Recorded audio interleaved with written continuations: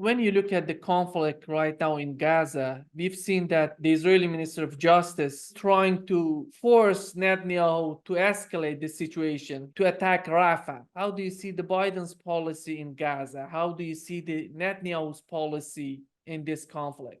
Well, I think what you're watching is best understood by not doing what we call here in the United States getting lost in the weeds. And you don't see the big picture, you get lost in the little details. So I'm going to try to answer your question by talking about the big picture. Israel is one of the last, if not the last, effort at what we call settler colonialism. Settler colonialism.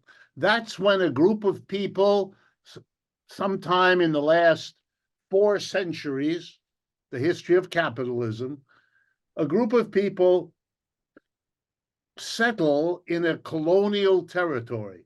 So the British government or the Dutch government or somebody else takes over some land, usually with military force, and then to make it a paying proposition. And remember, the goal in colonial situations was to make the colony pay for its own colonization. So, for example, the first book I ever wrote was about British colonialism in East Africa. And they made the people of East Africa grow coffee, the single most important product, Arabica coffee, grown in the highlands in the middle of Kenya. Okay, they needed labor, so they made the Africans live in reserved areas where they could not sustain themselves. There wasn't enough land. There wasn't enough place for animals. So the only way to survive would go to be and work on the coffee farm of the colonial British who came in, got the land for next to nothing, and were now provided with the labor and could sell their coffee back into London. Okay, so this was a settler colonialism. Australia is another one. New Zealand is another one. South Africa is another one. Canada and the United States are also. What you notice, though, in the list I just gave you, is that the settlers found themselves sooner or later in a oppositional position with the local population. And so what began to happen was the systematic destruction of those local people. So, for example, again, using my example of Kenya, it eventually produced in the early 1950s something called the Mau Mau Rebellion of Black Africans rising up against the British. And it forced the British out. A few years after that, even though they slaughtered huge numbers of African people, by that time it was over. They knew, and the British had to leave. Here in the United States, same thing. Ethnic cleansing is what the settlers eventually did. They destroyed, literally by mass killing, the native or indigenous people. The few that remain are still to this day stuck, many of them, on reservations where they can barely make a living. Indigenous Americans are among the poorest, the least healthy, the most riddled with crime and alcohol and all the rest. It became, after they were done, it became a new world in which ethnic cleansing and the slaughter of indigenous people was no longer celebrated. In the 17th, 18th, 19th century, the British thought they were bringing God and civilization and progress and modernity to India or to Pakistan or to fill in the blank. But nowadays, everybody not everybody, but almost everybody understands that that's not what was going on, that there was money being made It was a standard joke in England that if you could not be successful in your career in England, you could always go to the colonies, and there you would become a gentleman farmer, because all the work was done by the masses in India and so forth, okay? The problem for Israel is that it's trying to do the same thing, but it's doing it too late. The world is not what it was. The balance of forces is not what it was. You can't do in the 21st century what was common in the 18th and 19th centuries. Nobody should be surprised at that. But there's deep in the Israeli population a sense of the hypocrisy of the British or the Americans or the Australians wanting them to make a deal. Well, they didn't make a deal. There's no two-state solution for the Maori people in New Zealand, or the Aboriginal people in Australia, or the indigenous people in the United States and Canada. Not at all. No two-state solution. They couldn't even vote in elections here until a few years ago. So they don't have most civil rights, and on and on and on. So that's the first problem. Israel is caught in a historic impossibility. The world will not tolerate what the Israelis are doing. The very people who did it themselves 200 years ago are now not willing to watch it unfold here. Yes, for the first few months, they all looked away and pretended they didn't have to, but now, and you know why? Because the rest of the world, the Arab world, the Muslim world, and the whole world watching this slaughter is horrified. You can't be telling anybody that they're bringing God or modernity or anything else. You are slaughtering the people in order to take the land. That's what it's about. And the rest of the world protests. And that makes it very hard for the Western world, Australia, New Zealand, and the rest of them to pretend that they can be neutral. They can't. They can't. So that's the first problem. Israel's project is a historical impossibility. You cannot do it now.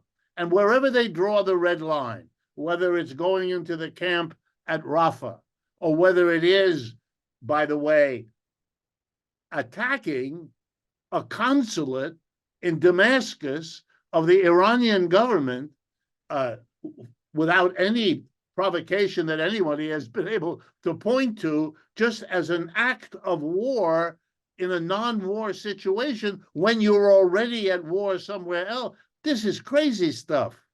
And the world looks at it that way. And if they take the troops out of Gaza and put them against Hezbollah in the north and against Lebanon and so on, it'll be the same. You can't do this now. And the Israelis are discovering they can't. Mr. Biden has been pro-Israel all of his life. He collects huge amounts of money from pro-Israeli donors here in the United States. He has all his alliances built around that. And you could see what he did. He was 100% for Israel. Yeah, now he's 42% for Israel. Why? Has he changed his mind? Of course not. But he sees all around the world the signs of a changed situation. He miscalculates because he doesn't understand the big picture. You and I have discussed this. He miscalculated, and the people around him and the European leaders, they didn't understand what they were doing going to war against Russia. The war against Russia, they are losing that war. and there's no sign of changing. They have escalated over and over again. They would never send in tanks. They did. They would never send in surface-to-air missiles. They did. They would never send in F-15 fighter planes. They did. Now they will never send troops on the ground. They probably will. None of it works. None of it works. Here's another sign. The whole world is supporting mostly Hamas, not Israel. Therefore, they miscalculated. They thought they could destroy Hamas. They can't. Every time they kill somebody, and they call everybody they kill Hamas, every time they kill somebody, 3 more people become Hamas because they saw their mother being killed or they saw their child being destroyed. You are creating more Hamas with every day. This is crazy. This is a policy that is self-destructive, but you can't see it in the minds of many in Israel. They can't see it any more than the Americans could see that the Russians could and would mount a serious war effort, and not just serious militarily, but serious politically, serious diplomatically, serious, ideologically. They miscalculated. Those are the 2 major wars right now, Gaza and Ukraine, and the West miscalculated both of them. And no, those are not isolated incidents. They miscalculated in Iraq. They miscalculated in Afghanistan. The Taliban run Afghanistan. It's very clear. And the biggest winner in the Iraq-Iran situation is Iran, who's supposedly an enemy. I mean, and you're not seeing any adjustment. They can't see what is happening. So the biggest problem is a change in the world that these people have set themselves against. And if a relatively small group of people, Israeli Jews, are a small number, whatever it is, 6 million, 8 million, whatever the number is, but they're not strong enough to take on the whole world. And it's an illusion and a delusion for them to imagine that they can do that. They can't do it militarily. They can't do it economically. They can't do it politically. They can't even subdue the people of Gaza. And Mr. Biden miscalculated even in his own country. He thought that this country would be unanimously pro-Israeli. Not true. To the surprise of many, and I admit I'm one of them. I'm surprised at the amount of American sympathy for Gaza, for the Palestinians, including many American Jews, many. And Mr. Biden is therefore confronted with having insisted we're with you 100%, and now he has to retreat. It's going to hurt him in the election. It's going to hurt him a lot. He may still win, but he is worried. That's the only reason he is telling Mr. Netanyahu, you better adjust. And Mr. Netanyahu is talking, I'm sure, to Mr. Trump. Erdogan, who was so tough when he was talking about Israel, but he didn't do anything. And his party has lost. It seems that he's changing his policy toward Israel.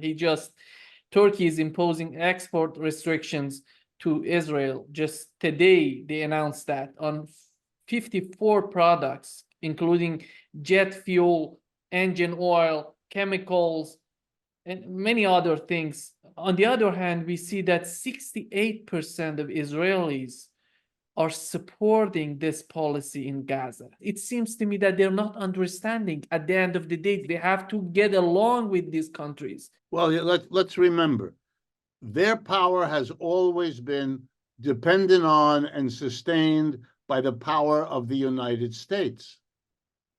but they don't understand any more than the leaders in the United States that the power position of the United States is not today what it was 10 years ago or 20 years ago or 30 years ago. And that therefore the support for Israel that they used to assume is now, this is a terrible shock to them. They don't know what to do. They cannot go against the United States. The United States provides 2/3 of their military equipment. Germany provides about 25% and Italy the rest. That's it. That's who's, and all of these countries, all of them, even Germany, have large movements now that are not in favor. When the Houthis began to throw missiles on the ships in the Red Sea, what I said to people was this: every Arab community that is sympathetic to Palestine, which is almost every one of them, every Muslim community around the world that watches the West smashing a Muslim population in a very unfair battle there, they are all looking for ways to push back at Israel. And even if they don't want to and are afraid of the Israelis, and many of them are, they have their own internal population. Mr. Erdogan lost an election for the control of Istanbul, and he lost in many of the other larger cities. Now, this is an old struggle in Turkey, but it is hurting him. And the people he needs to mobilize want him to do something about the Palestinian. So now he's worried. For his own reasons, he now has to do what the Houthis did in terms of Yemen.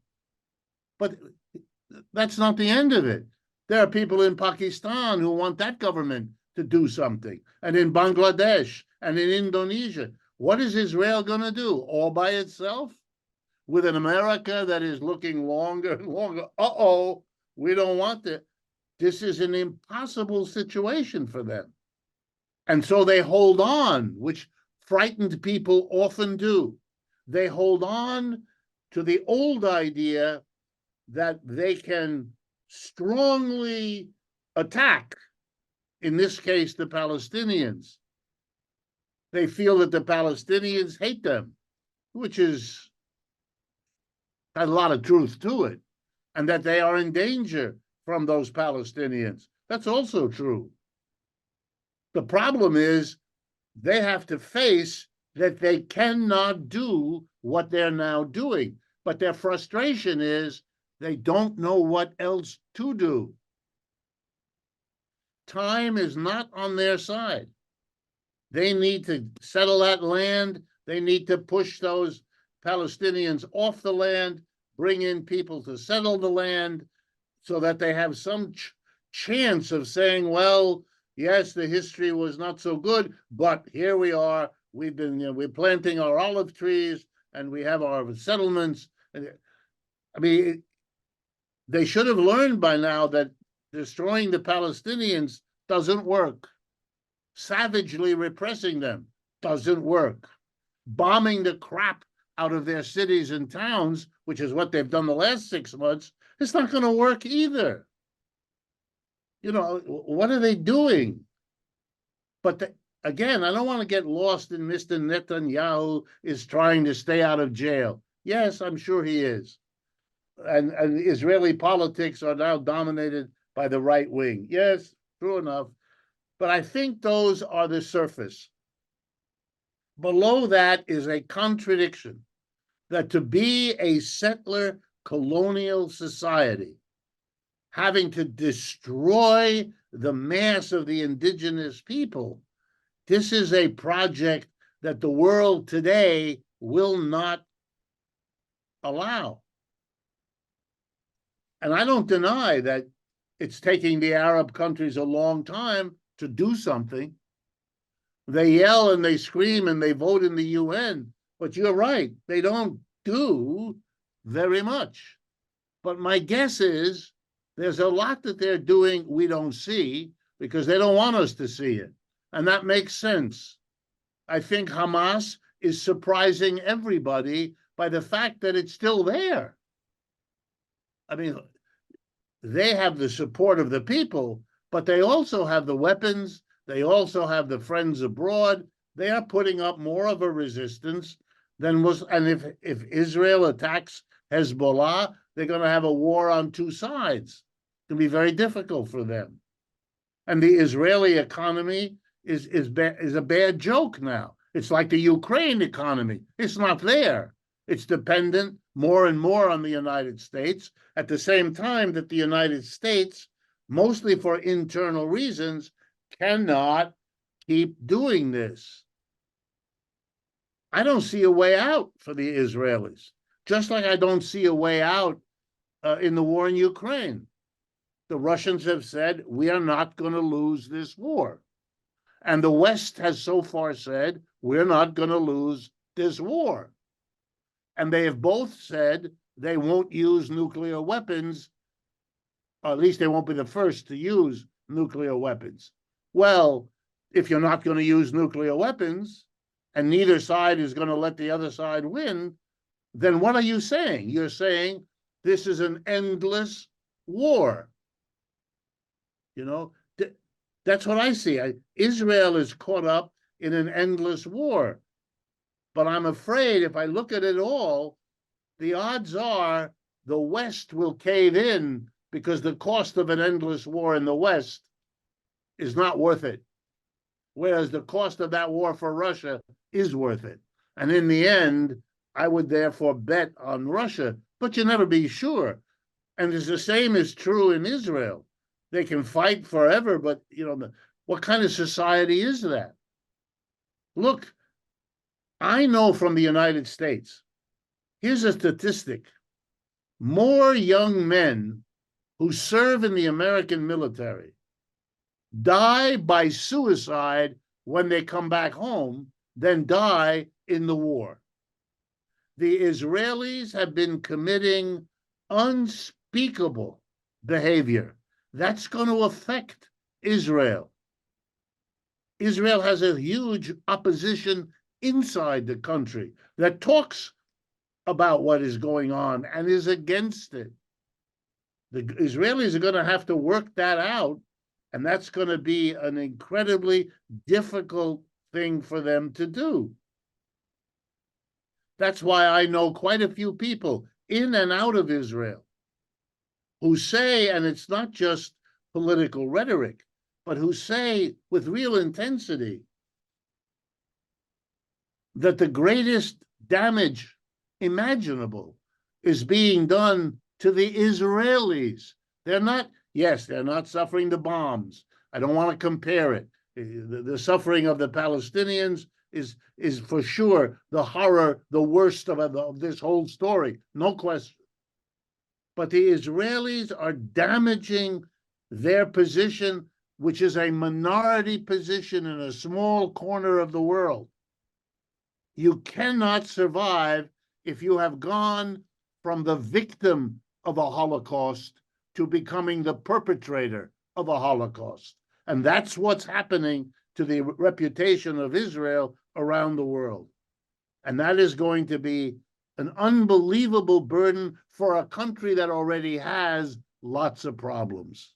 Richard, if the United States, the Senate, the Congress decide to sanction Turkey in response to what they're doing right now to Israel, how do you see the future of relationship between the United States and Turkey? Do you think that would convince Turkey to go to the opposite side, to BRICS? Probably. I think that's the most likely outcome. But we already see that. Turkey was once a very strong ally of NATO and the West. And it's already changed all of that. The movement towards Islam, the fact that an Erdogan could become the leader, despite the history of Ataturk and the other secular part of Turkey. You know, the people who won the election last week, that's the same old secular, Europe-looking, modern, urban, against the mullah, you know, against the rural, the village, the church, all of that. That continues to play out, you know, with the addition of the ethnic issues, but put them aside for a minute.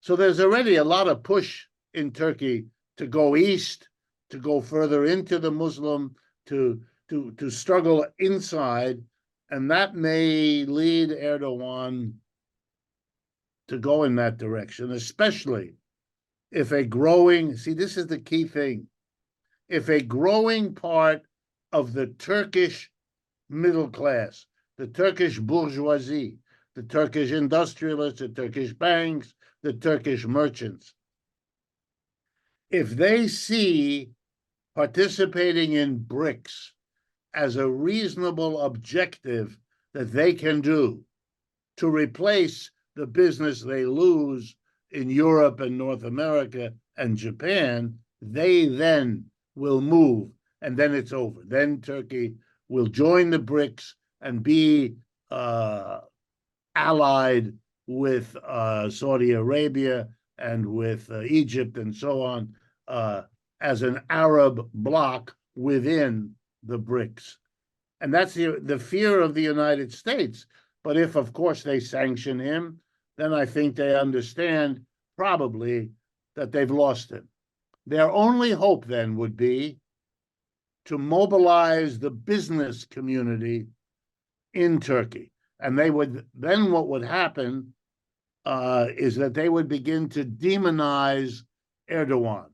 And they would do that in a way, the way they did it with Putin, the way they did it with Saddam Hussein. He will become a monster. He will become a religious, right-wing, extreme Islamicist. He'll become an enemy of progress. He will be the oppressor of women. He will, you know, you could see it all coming. And that will be the effort to pressure the middle class of Turkey to turn against. They don't like him anyway, so they turn against him even more. And then you have the Maidan. The CIA will come in, find somebody who's popular in Turkey to rise up and lead a movement to get rid of Erdogan. That might work. But that's what's left to them. That's what's left. And you know, for the way the United States is functioning, it is producing more and more enemies with more and more reason to get together in hostility against the United States. You can't keep doing this without producing your own downfall. The big picture of the United States is that the empire that it once had from 1945, let's say, to 1990, it's over. What collapsed in 1989 was not only the Soviet Union, but with it, the dominant position of the United States. That too began to collapse. The peak, when it was a unipolar hegemonic power, that peak was also the beginning of the decline. And until that is understood, which it is not, and accepted, which it is not, you will continue to have leaders that make unbelievable miscalculations because they're not seeing this big picture, because it is so frightening. You know, I repeat, every empire the world has ever seen was born, evolved, and changed over time, and then it died. The American empire was born, we know where, when, and how. It has evolved over time. We know about that. So that we all know what the next step is. It's finished. The only question is not whether, it's only a question of when and exactly how. And what's going on is we're living through the early stages of that decline. And so what we see and there's much understanding of this in the field of psychology, what we see is denial. The reaction, this is not, we are powerful, we are still, we are losing in Ukraine and we are losing in Gaza. And there's no amount of twisting and turning at this point that makes that untrue. Is the United States still powerful? Yes. Is it still very rich? Yes. Could it turn around these societies? Probably. But it can't do it to all of them. And there's now a fundamental new reality. There's more wealth gathered in the hands of the BRICS than is gathered in the hands of the G7. And this has to be an enormous change that is going to shape everything that happens, whether it be Ukraine or Gaza or any other corner of the world. Richard, I want to talk about a very political subject that John Mearsheimer always talking about it. He says that might makes right. This is the term he uses all the time. And when I don't understand his obsession with China, when he talks about China, when he criticizes the war in Ukraine, he says, no, we didn't have to go to this war with Russia because we need Russia to fight against China. Where does it come from, this type of mindset? Why they're thinking this way, in your opinion? Why we need to have an enemy? Why we cannot live together, in your opinion? Yeah. Well, first of all, we can, and I'm going to give you in a few minutes some examples of where we have done that. So don't be so quick to accept the premise. Mearsheimer is a very smart man and has much to teach us, and especially in that field of international relations, where most of it is really poor journalism. That's about it. He brings a much more refreshing, serious, analytical mind to it all. Let me take an example from the United States. And we can see it by going back for a moment to settler colonialism. I remember taking my children when they were younger to a small town in western Massachusetts. The name of the town, Old Deerfield. And in the town of Old Deerfield, they've done something very interesting. They've reconstructed the way houses looked in the colonial time, the early time, before the United States was a country, before we were independent, when we were an early new colony of Great Britain, okay? And if you walk through the town, very interesting, the way the houses inside and outside, historians and archaeologists have reconstructed an old colonial village, a tourist attraction. So it's interesting, it's different, and I thought it might interest my children, which it did.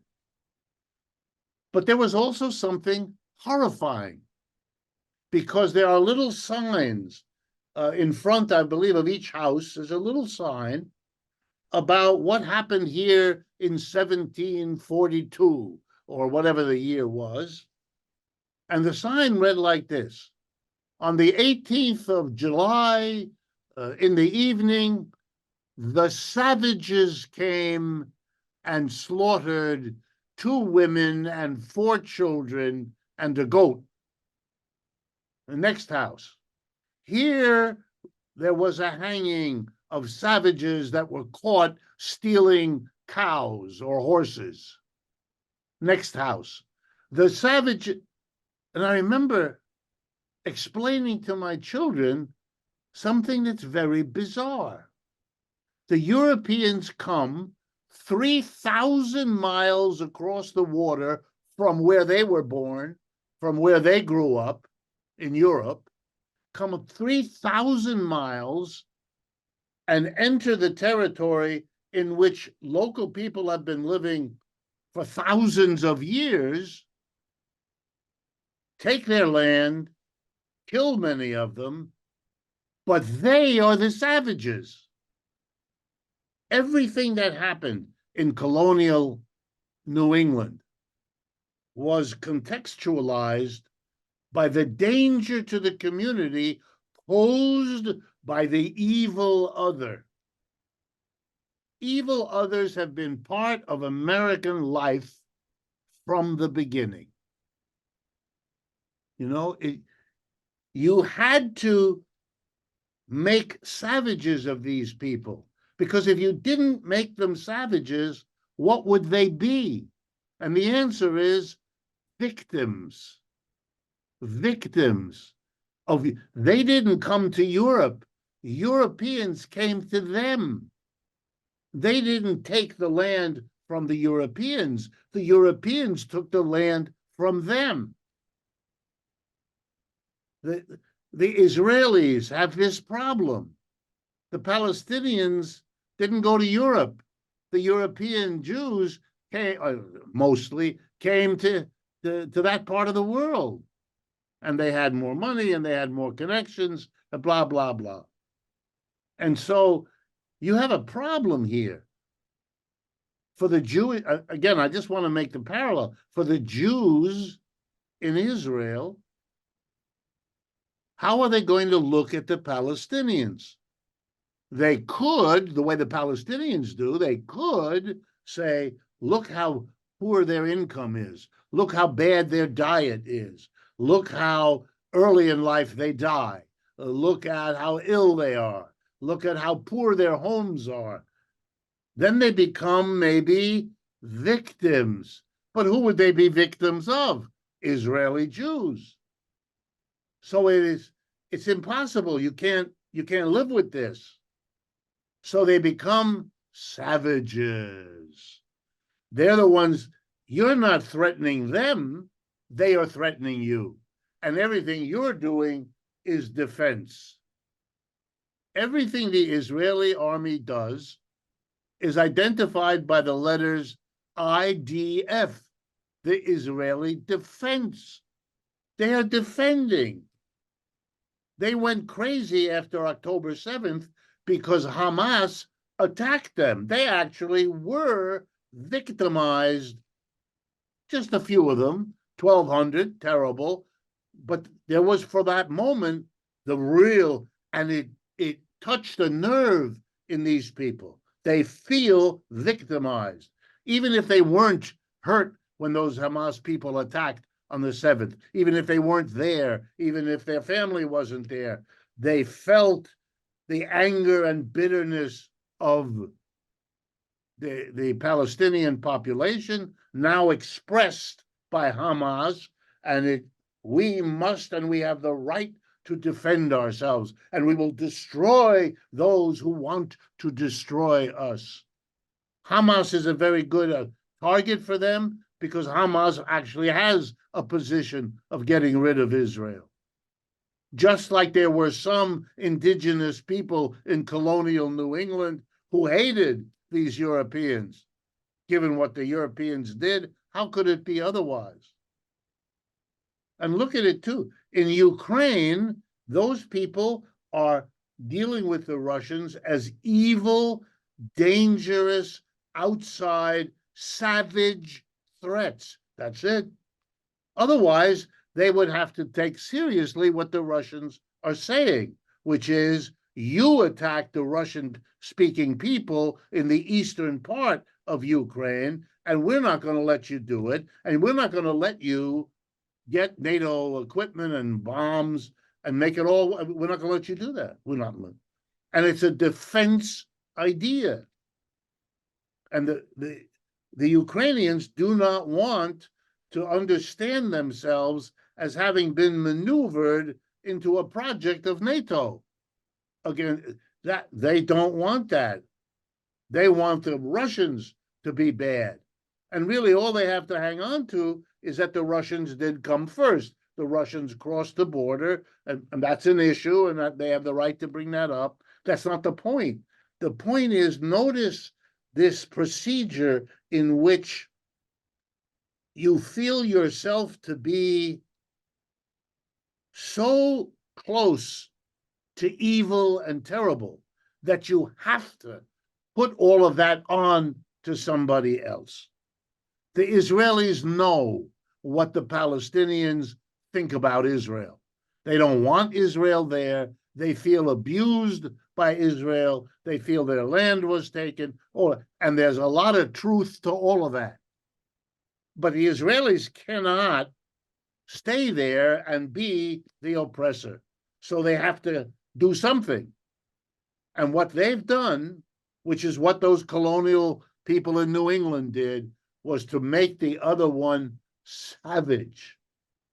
It's a little bit like, for the United States, we always needed an enemy. When we didn't have the native people to be the savages that we're in danger of, we fought a war against the colonial master, King George III, who dictated, we didn't want that, 1776, again in 1812. The British Empire, thinking itself the empire upon which the sun never sets, thought they could easily squash their own British people who had become a settler colony in North America. They made a terrible mistake. They lost the war in 1776, and they lost the war in 1812. But now, to show you, after that war was lost, the British slowly, with lots of disagreement, came to a recognition. You cannot beat the United States into submission. You better work out a way that Britain can grow and develop, and that the United States can grow and develop. And they did that. That was achieved. No more wars between the United States and Britain ever again. The last one, 1812. That's 200 years of no war between them, even though they had wars between them before. And during that period, the bulk of the 19th century and into the 20th century, both Britain and the United States grew, prospered, and developed. The United States grew, prospered, and developed more, faster. So in the end, the British colonial government and the little colony reversed their situation. And the little colony became the dominant economic empire, and Britain became a small, cold, wet island off the mainland of Europe, which is what it is now. So they went through an enormous, difficult role reversal, but they did not fight a war. They did not destroy each other in endless combat. So yeah, you can come to another solution. Whether the Chinese mean it or not, I don't know.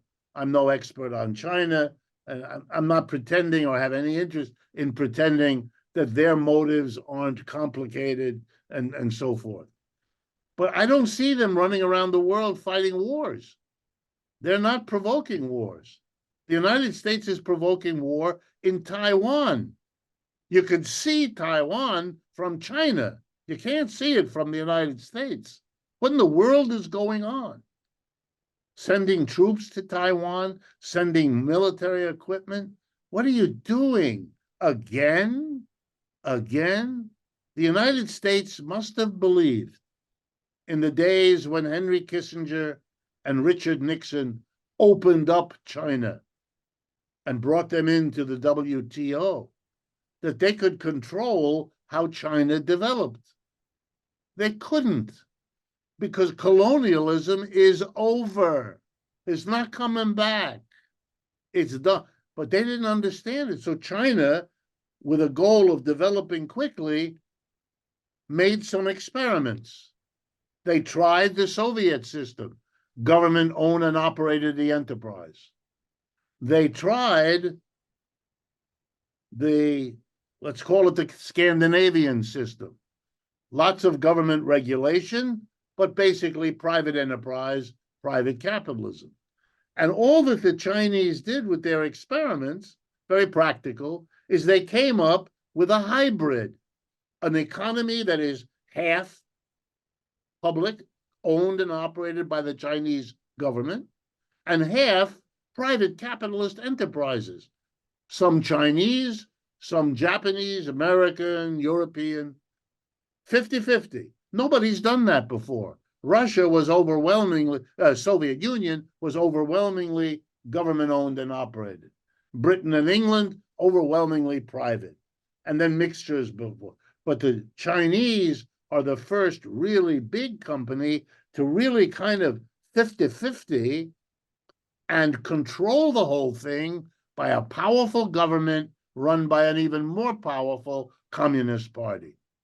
Okay, there are problems with this. There are injustices that are wrapped up. One can make all kinds of criticism, and I believe in social criticism, and it doesn't stop at China's door. But that's no excuse not to see what China has done. It has taken the largest population on the earth and pulled them out of poverty in one generation. No one has ever done that before. It took centuries to do that in Western Europe, North America, and Japan. Now, we have much to learn from that. And the Chinese seem willing, from what they say, and so far from what they do, to demand the right to develop their economy, but to be willing to sit down and work it out, as Britain and the United States were able to do in the 19th and the first half of the 20th century. So I don't think we need to be, Mearsheimer's might makes right. It's not always this, conflict. And if you have more battleships and you have more troops, you win. I mean, does that happen sometimes? Of course. Is it a necessity? No. Look, Europe suffered unbelievably in World Wars I and II. After World War I, they tried to develop a way to stop it, the League of Nations. That failed. After World War II, they tried again. This time they called it the United Nations. And while the United Nations has loads of problems, we haven't seen another world war. Okay, that's something. Let's see where we can go with that.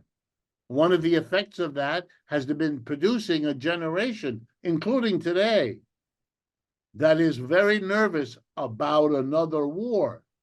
It's difficult for the governments of Germany, France, Britain, Italy to mobilize to fight the Russians. There are a lot of people who don't want to go anywhere near there.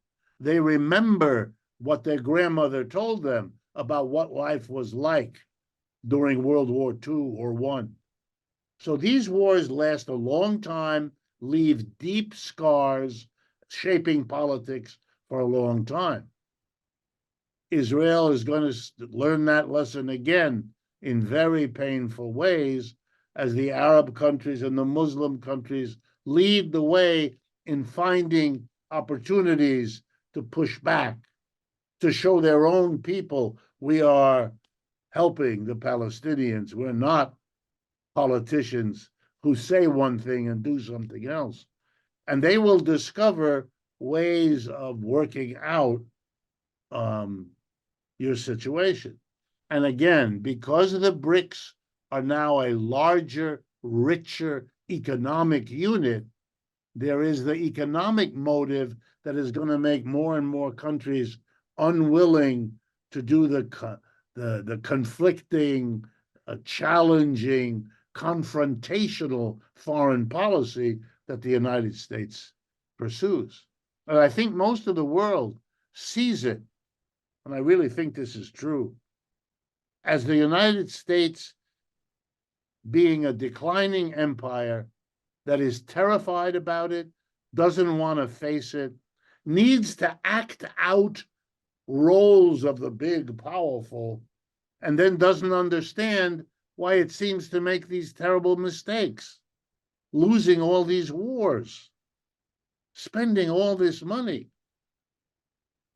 A Chinese leader once said some years ago, you come here and you don't understand the simplest thing to an American visitor.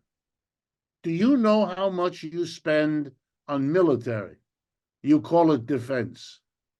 You spend more than the next 9 countries combined, which includes both Russia and China. All right? We don't. We use that money to lift our people out of poverty. So here's the problem for you, Mr. American, said this Chinese person. The world is racing to see which is the more successful foreign policy. The one that lifts everybody out of poverty, or the one that has a military base in 700 places around the world? The jury is out on that question, is not at all clear. But what is clear is that the Chinese have been able to devote their resources to building up their economy, and they've done so in a way that no one has ever done before, and that has caught the United States unprepared and unable to do very much about it. And yeah, I'm not Mr. Mearsheimer's need. And as I say, I respect him. I've learned from him. This is not at all a critique. But his need to see it as a dead end, that there is no solution. I believe he likes to use the term a frozen war, and that somehow Ukraine will end up being a frozen war with a frozen Russian army confronting a frozen NATO army. They can't move forward. They're frozen, And then he seems to think this will last forever. I don't believe that people on either side would tolerate this.